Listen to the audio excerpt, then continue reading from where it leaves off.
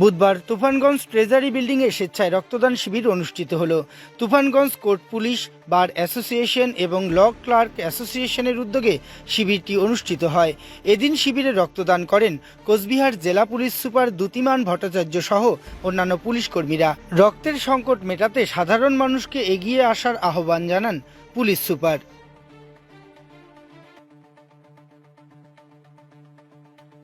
আজকে উৎসর্গ যে প্রজেক্ট রয়েছে মাননীয় মুখ্যমন্ত্রীর, যেখানে পুলিশ রক্তদান করেন, এরকম শিবির আমরা প্রতি মাসেই কোনো না কোনো জায়গায় করতে থাকি।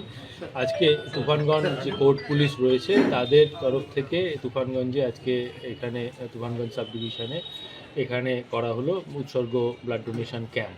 তাতে বিভিন্ন পুলিশকর্মী ছাড়াও সাধারণ মানুষও এখানে ব্লাড দিচ্ছেন এবং এমজেএন হসপিটালের ডাক্তারবাবুরা তাদের পরিষেবা দিচ্ছেন।